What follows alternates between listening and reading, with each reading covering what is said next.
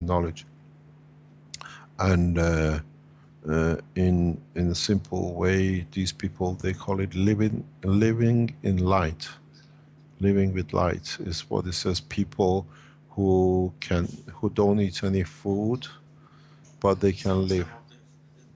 Just 1 second, let John explain, then I'll come back. So there are people in the world which have chosen not to eat, and they say they are feeding from the prana, which is energy from the air or from the light. And they have been doing this for many years. Some of the people don't drink either. And this process, in some ways, has been promoted and initiated by a certain Jasmuheen, which is Australian. There are now many people in the world that go into that way of preparing themselves for change in the world. So Jasmuheen is now teaching. She stopped eating 30 years ago nearly. Another fellow in Henri Montfort in France is nearly in the 10th year. I have a friend which is in the 3rd year of not eating. Some of them, as I said, are trying not to drink either. So they have that a way of living and understanding that we don't need material food to live. Okay. I've heard recently that NASA did tests on one particular person that went 90 days in their controlled conditions 24/7 without food, and they observed, and in wonder and awe, no doubt.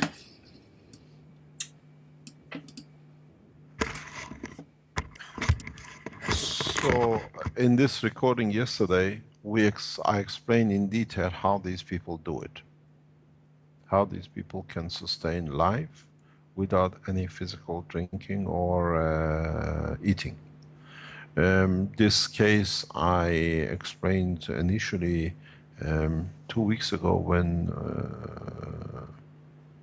Guru Mahan was here. And when I explained to him how he does it, because through his belief he does 21 days of fasting every year. So he's done it for nearly 20 odd years. Every year he goes fasting for 21 days, and it's with his followers were with him when he came. I explained to him how he does it scientifically, and he said, "You're correct," as a man who practices it. And in the program we recorded yesterday, I explained in detail how the process is done and how anyone can achieve the same point. This goes back, as I said, we'll teach something about the biology as well today. Maybe this is a good point to, now that it's raised to what do you call it, to bring into knowledge in how in the foundation we work, and it opens a breakthrough in the world of science. I explained this partially to Elia when she was here with us, and partially to Yvonne. Over the time, past years, we know each other and we talk about things. But now I put it as a package, and if you want to know more in detail, listen to the recording. We have a copy of it as well, but we keep it to ourselves. We promised the broadcast that we'll not release it, but we'll keep a copy here. The process goes back very, very, very simply back into your nano layers, which you produced in the cups. One of the first things you produce when you put the nano layers in the salt water, you saw that layer of fat.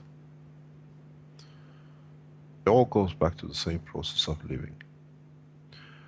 People who can live without any food or drink, these are the people who have managed to understand how to condition their body.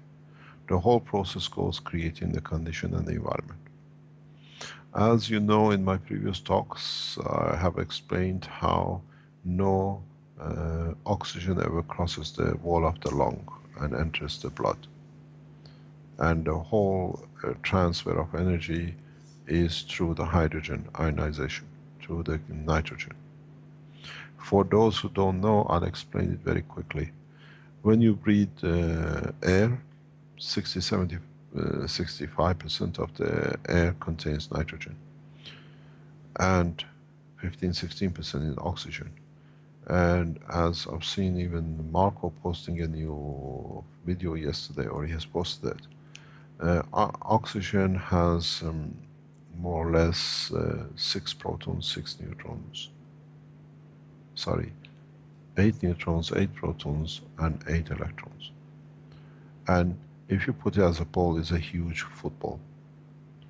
Nitrogen has 14, which is the smallest, smaller ball. And then carbon, which we breathe in as part of the air, it's got 12 balls. 6 and 6, and 6 of the electron, 18 altogether. And these are not balls, these are spheres of plasma, which they have magnetically, gravitationally have to position themselves to, in respect to each other. So there is a gap between them. The size of the ball is not just the number of the electrons or protons or neutrons, but it's the gap they create to be comfortable, to be able to be dynamic. Then you have a hydrogen, which is a single atom. Single hydrogen atom has 1 electron and 1 proton. So now the world of science have told us, and they have made systems to prove that they are correct, is that they say exactly the Earth is the center of the universe, but in the world of medicine. We know the Earth is not the center of the universe, and it's been a fallacy. So passing of the oxygen through the wall of the lung is a fallacy too. If that big ball can go through the wall of the lung, which is the size of the oxygen, how come the little one, which is a hydrogen with 1 single proton and electron, cannot go through? So we should see more of hydrogen and nitrogen and carbon in the blood than oxygen. We don't see such a thing. So what happens in reality, the process is that in a simple way, the nitrogen through the compression and the size of the cavities and the channels in the lung converts into the plasma of nitrogen. Does not stay in the atomic structure of matter. And in that process, due to the pressures and the conditions which is created, nitrogen releases a helium. Energy, a plasma equal the plasma of the helium because of the constriction which is in the blood, in the lung. This helium creates 2 new conditions, and this new atom of nitrogen, which has lost the helium, has 2 options. Because it's lost the helium, it steps down to a carbon plasma. And then at the same time, this helium, this carbon, has the option to link up with the oxygen which is in the air and creates a CO2, which you breathe out. At the same time, this helium, due to its property and extreme ultraviolet, through what is known as centralization of the nitrogen, which is divided on itself, it breaks up into hydrogen atoms. And the centralization and vibration of the energy releases exactly that electron, or creates a motion in the electron of the hydrogen, which is exactly like electric current you have, which releases the energy which crosses the wall of the lung into the blood, and the blood receives new energy. The change of the color of the blood when it passes through the lung, as I explained before, is due to receiving the energy from this hydrogen ionization or a centralization which is created in the hydrogen atom. So no oxygen ever crosses a wall, and all it happens why your blood becomes brighter and you say it's oxygenated is because it receives the energy, and it's exactly the same process as I always say, like the adjuster in the light in the house. When you increase the current energy, you get a brighter light in the room, and when you reduce it, what they call the dimmers, you get a darker light from the bulb. So the energization of the blood is just by the transfer of the energy hydrogen level exactly across the wall, not by matter level. Body is a total vacuum. The lung is a certain different vacuum bag on its own, and if you look, you have a mouth and an anus, and there is no holes anywhere for this material, for air or the food to get into your muscle tissues and the fibers. So even the same process happens in your digestion system. You, with the acid in the stomach or enzymes in the stomach, you convert and loosen the same process. So when the material goes through your intestine, the energy of the matter is released across the wall from the open air, which is your stomach, to the lymph. And that's why lymph is a bright, transparent material, because it receives a spectrum of all the energies of the foods you eat. So now you understand a very simple process. In the body of the man, being in digestion or the breathing, no food or no material ever crosses. The energy of them cross the wall, and they add the energy to the lymph in the food cycle, or add energy to the blood in the delivery of the energy to the brain directly.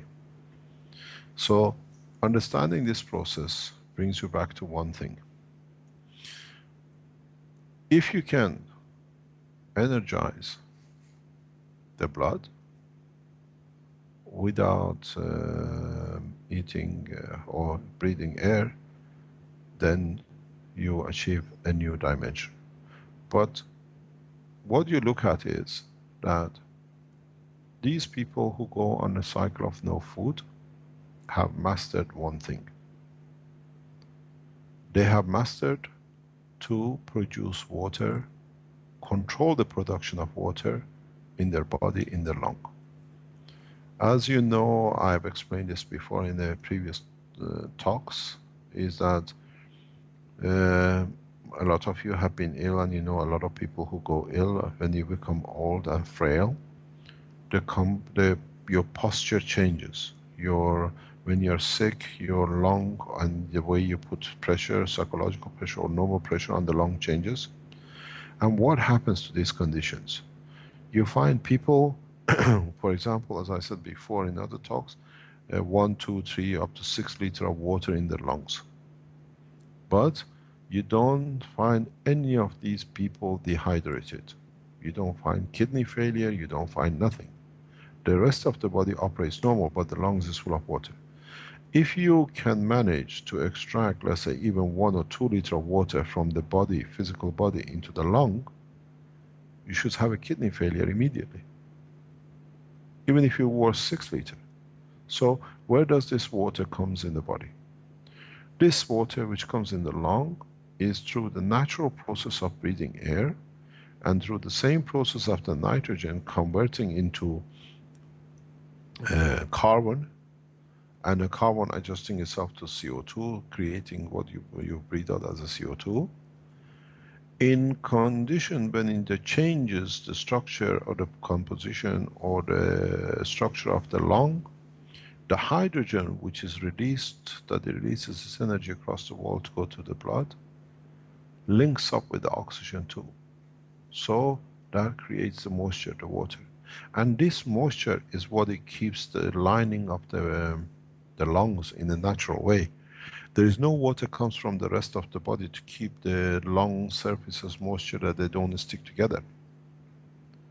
Through the breathing and conversion of the plasma of nitrogen from matter to plasma, and then creating carbon and the helium and create of hydrogen. Hydrogen in conjunction with the oxygen creates the moisture, the water. So when you get frail or your condition changes, the rate of production of this water increases. So you get what they call your lungs gets flooded. The water does not come from the body, it's just that now the nitrogen in a different composition produces too much water. Now, the people who go on this, what they call, they eat from the light and they don't need to eat anything, and they don't drink anything, If you have recorded their behavior before they go into this position, you'll find out they breathe totally different than when they go into eating habit. You and I got a habit of sitting at the table and eating bread, meat, or whatever. These people who teach themselves how to change the condition of their lung through breathing, they sit at the same table, but in that table they are there on their own, and they change the rhythm of the breathing. So now the body creates exactly the flooding of the lung, but they control how much water is needed. They control, the body decides how much water they need, and that water in the lung, if you produce it at a slow speed, the body will take it out, and through the system goes back to where you need it. Then it goes back to where, how do they live without the food? As I explained, the food is the energy which you convert, which came from the sun as a plasma, then became a nitrogen, then you digest it, enzymes break it back. Your stomach is a reverse reactor for converting matter to plasma as it came from the sun. So now, if you understood the process, then as you condition your lung, this time instead of the energy being given across to the blood, through this water, the energy is given to the lymph, passes at a certain rate, it creates and it crosses the lung into the lymph. So now you're nourishing your body not only through the water liquid which you need, but through the energy of the hydrogen which you release into this water, which gets crosses the wall of the lung into the lymph. So what you've done, you converted your stomach into your lung for feeding the material energy is needed. So if you are thought and you can achieve control, then you find out you can drink, we can have as much water as you like from breathing, and you create enough energy as you need. Then this goes back to, as I explained in the talk yesterday in the recording, then this is all the same energy. What happens to the minerals and the other things which we need? This process, as I explained in the previous talks, is controlled. What you do, you put a bank of energy continuously into the lymph. So that your lymph carries all the full spectrum of the energy your body needs. What happens? You got parotid glands. One and sometimes two of your parotid glands, which is a sign of the size of a pinhead, they have a control in what size the plasma is cut. So if you need calcium, the plasma of the lymph is cut to the energy plasma of the calcium. If you need magnesium, it does the same. If you need calcium, it does the same. One of the glands is responsible for material solid and one is liquid, and the operation of in one, which one works with what, is decided by thymus, the gland, through the beta B12, or what you call gamma radiation, which comes through the food you eat. So doesn't matter what food you eat, the gland decides in what proportion what becomes. Very much like Eskimos, they only can eat, let's say, they don't have vegetation, they don't have cucumbers and tomatoes, but they still live and they eat a monotonous food more or less, and they've done it for thousands of years. But they are like you and me, they have everything, they're not short of any vitamins or whatever in a significant level. Because the parotid glands decides what that material they eat will convert to the material which is they needed, like the calcium and the rest. So these people who speak about they can live for decades and for years without any food, they change the rhythm of their breathing, and that change of rhythm allows the creation of the water in the lung and the change of the hydrogen into energy which is needed by the lymph. So in fact, as I said, you and I sit to go to McDonald's and take a burger. These people sit at the surface table of the universe. And they simply, by the air you and I breathe, they convert the same air through a special condition into energy and the liquid which the body needs. So they don't do anything magic. And this needs teaching and thoughts in a way, as I said in the talk yesterday. You can stay in deserts for hundreds of years without any food, because everything you need is within the air. This is something which you go back in a larger scale. There has been again a misconception in the whole understanding of the creation of life on this planet. The life on this planet is exactly copy of the life as I explained in the lung of the man. Plasma comes from the sun. Gravitational magnetic field of the sun in respect to gravitational magnetic field of the earth at the position which is today, their interaction leads to what I call magnetic gravitational field or maggrav friction, which the part of this and part of the fields which are released by the sun leads to release of the plasma of nitrogen. This plasma, as it gets attracted by the earth, it changes from a plasma to gas and then to matter, and through rain falls back on earth as nitrogen. That's why always we get, wherever there is a rain, as I explained yesterday, you see so much green and growth, because through the rain we receive the plants, the earth receives the nitrogen, which is come as a plasma conversion from the sun. Now, the same process as it happens in the lung, that the carbon converts into the nitrogen converts into carbon and into oxygen, the same process happens in upper layers of the atmosphere. If you speak to cosmologists and people who are expert in the upper atmosphere, they tell you we see nitrogen and helium on the upper atmosphere of the earth. And through ionization of it, you receive the hydrogen or create of the oxygen and the carbon.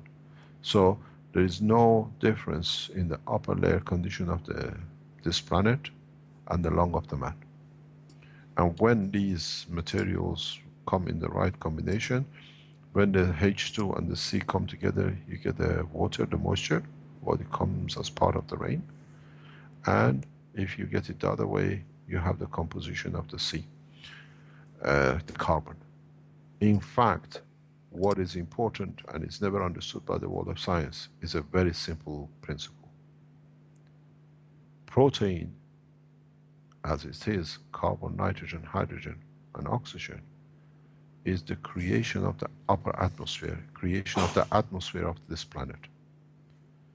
When you mix the two material, which is the atmosphere, the carbon, oxygen, nitrogen, and hydrogen, with the matter component of this planet, which is the iron, calcium, and the rest of it, and you give it in the right condition, you create a dynamic condition with a different kind of salt for the four elements which were originally created out of nitrogen to come together as a molecule of amino acid. And then when this amino acid links itself with the matters of the physical part of this this planet, then you read this leads to creation of life, muscles, if it's a copper, the neural system, and the rest of it. So the life, in fact, is separated in two parts. The living part, which is the amino acid, which is done by the gaseous part, and when the gaseous part and the matter part come in contact with each other, and they can link up as in a gaseous state, as you've seen in your salt water. When you have the gases in the room, in your lab, when you put a salt water and you create a nanomaterial which is the copper coated, this leads to creation of the fat on the top layer. So now you understand how the life is created on this planet. The protein is created out of the gases which are on the top. When they come together in the conjunction with the salt and the water, they come to one, they can link as a plasma, and that plasma changes to matter, it becomes protein, amino acid. And then when amino acid links with the physical matter of this planet through the presence of the water that it keeps it dynamic, then it leads to the creation of life. And then in different combinations become intelligence when they add more. So the mystery of creation on this planet is solved. So what about the creation of life on other planets? Would that be It's the same particular? process. It's But the same process. would not the atmospheres of whatever planet that the life comes from would determine, like, what if there was Yes, no nitrogen in the yes. atmosphere? It would have a different If you process. change, yeah, if you change the nitrogen to potassium, you will get the same kind of life, but you get a green blood and green muscles. The color changes because of the gravitational magnetic field, the spectrum of the interaction. It's very much the red lights or the green lights. So you have a higher energy, and to the man's observation point of view, you see different things. If man learns this from his own life, you will understand very soon the way the plasma in your body is highly energetic and is transparent, what we call lymph. You will see life in the same condition in different dimensions in the universe. So don't expect to see life with 2 fingers and what you call it 10 heads. Each and that when the gaseous section interacts with the physical matter section, what the condition of the gravitational magnetic field of the environment allows leads to creation of life. There is life on moon created by the moon itself. There is life on Mars created by the condition on the Mars, as nobody has planted it in there. When man manages to go in the inner sanctums of the Saturn in deep position, we will find life the same way, because it's pressure and temperature independent. Is in the Ganser state, as you've seen it. You produced it. Now the knowledge has gone further that we can speak clearly and openly that you understand. 5 months ago you could not discuss this, but now you made things, you see it. You all can produce as much food as you like within your body. And you find the people who do these kind of things, that they live off the, what do you call it, the energy of the air of the atmosphere, they cannot divulge themselves because the balanced body finds a balance. And when he finds his balance, it could be a fat body or a slim body, but that's what it is. This is what we have found in our reactors here for the knowledge seekers. The gravitational magnetic field of the environment dictates how the rest of the reactors internally interact with each other. So there is no mystery in life, and there is no, that's why one of the reasons I said we start going more into depth in explaining the science. And that's why one of the reasons, the major reasons in part of this plan was to ask for the meeting of the world religious leaders, because we are taking the mystery out of this, abusing the name of God in what is a natural process. So when you can feed yourself, we can go around, instead of giving a cup of life, just teach the Africans how to breathe for 2 hours a day, and naturally their body, like, is not exclusivity. If you learn the process, you can stay alive anywhere in the universe. But you have to receive what your body is conditioned to and is built for. This is what I said in some talks before. Never enter another spaceship. This is one of the major reasons for it. The condition and the air, or what they need to survive, is different than yours. So when it goes, enters your body, it creates a different condition, it can gain all sorts of problems. These are the, as I said, we can start going into depth of teachings and teaching properly that everybody understands. Then when you can feed yourself, when you can produce food without a cup, using the cup of life of your own lung, there is a big question: how many people will go to the church and pray to God? People pray to God when they have an empty stomach and pain and suffering. And so when you can teach a man to be, I wondered how many people will walk into different houses of different things. This is the biggest problem. We saw it in Austria when they found the priests abusing children. The church attendances went from 80% to 5%. It showed people don't need to believe in anything. They've been using the religion for abuse. Do you And this is think? one of the reasons. Do you think if Yeah. people learned how to create their own food in their own lungs, they'll still want to go to McDonald's? Yes, because it's a pleasure in chewing. We did that a few That'll years be the ago. hard thing to cure. It'll be easy to teach them how to make their own food in their lungs, but to teach them how to stop the urge or the desire for Chewing. food, that's another thing. Yeah, And what but do you do with that with people that are in outer space, for example? And what if we don't have our regular foods that we, as humans, consider when they go comfort foods or you know other we types open of new branches of sensations? McDonald's. He can go to McDonald's station in the space. No, but the thing is, you got to go back to the principle of the very first workshops. Now you've seen how you can. That's what I said in the aircraft, in the crafts of the future. We feed people through the environment. But you got to realize that the food you eat is just about 20% of the energy you use daily. Most of your energy comes through your lung conversion. And that's why I said we feed people through the atmosphere of the craft. It'll be So absorbed through my the question atmosphere. would be, how do you feed that? No problem. People's urge for the No gratification of problem. food. It's easy to get No problem. the energy, but there's certain Mister. gratification. That's not a problem. Yes. Yeah, that's not a problem because don't forget, you yourselves have done it and you just haven't noticed. You have managed to, by availability of the condition, convert the gas of CO2 into the GANs of CO2. So now you have a solid in a plasma. How would you like me to color this white material? In what taste you want for me to put to it? Right. Would you like it to True. be shape of a steak, or would you like it to be shape of a banana and taste like banana and smell like banana? For you to smell is a very simple process to do with your front of your face.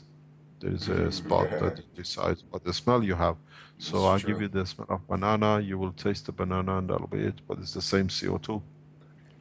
That's true. Solid. And the other aspect about it is I noticed for myself when I fasted for 10 days a few times in my life, at the end of that period of fasting, I had more energy than I've had at any other period in my life. I was able to run and swim and do all kinds of things for a longer period than I could normally. And I Right. realized then that if I felt that good and was receiving that energy more directly, then I wouldn't need the food because the food would be looked at more as a burden that's kind of drags you down into a lower level than you'd like to operate at.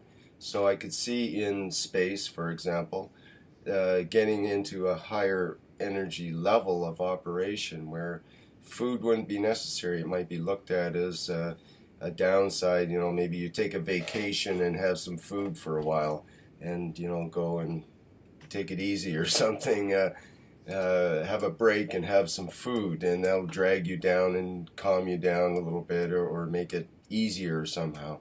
But maybe it's preferable to be in that higher energy level. Is there something to that idea? If you go back to the Keshe Foundation Space SSI, in that, when we offered space travel, we said in these crafts we will not carry any food. Now you understand the reason. If it's about 4 or 5 years ago when we put the SSI on the internet, and people could book, and they said, oh, stupid, you cannot carry. Now, after 5 years, we can scientifically explain why and how it's done. You can produce any material. You do the same thing if you want to produce, what do you call it, solid materials in your body. You can concentrate, and in a way you stop me building a reactor where you have a damage to cartilage. If you can correct your control, you can allow your body, according to what order you issue, to repair where you want it to repair. But that needs a lot of self-control and a lot of teachings to understand what is done.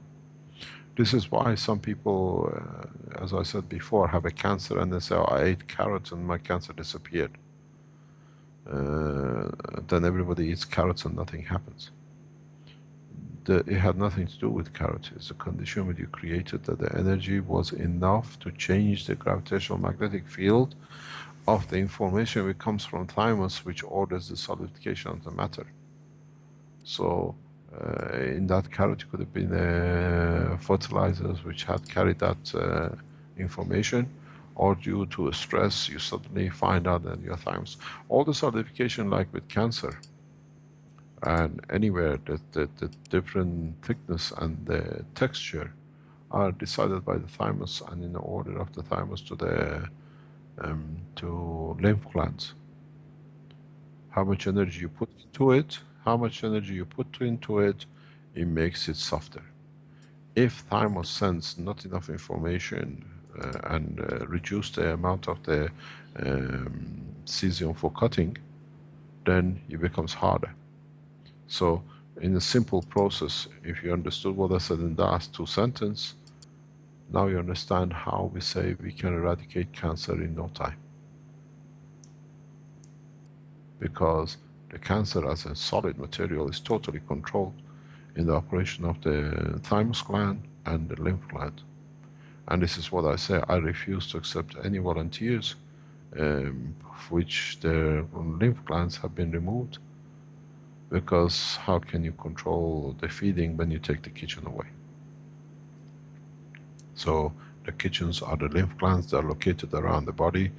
When you have a 10-story block with 200 houses, you don't build one kitchen in the basement, huh? Every house has its own kitchen and it can feed its occupants. The body has done the same, has opened lymph gland nodes as a kitchen.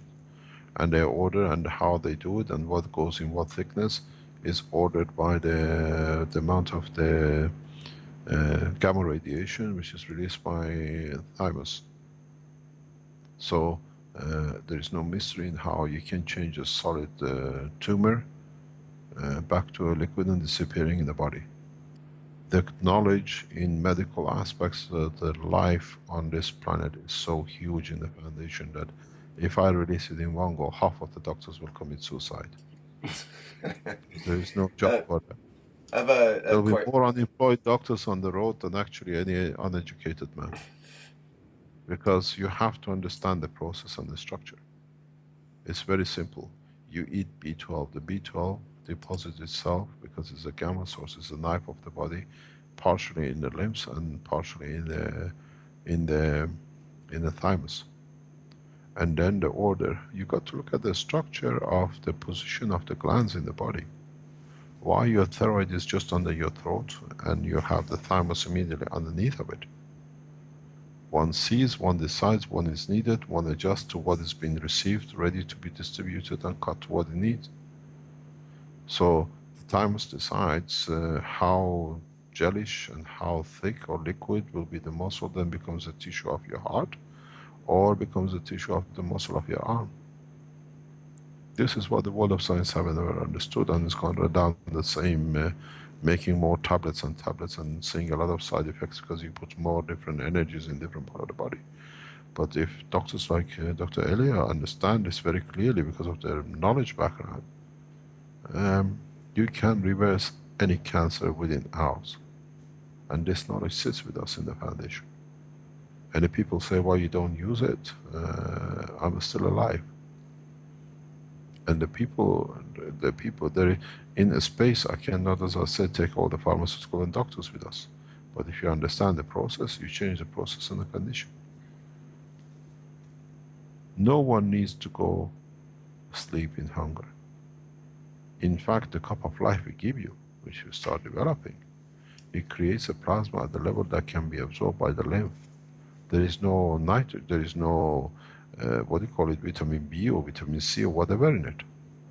That cup of life is very much the Eskimo, which is only the polar bear or a salmon.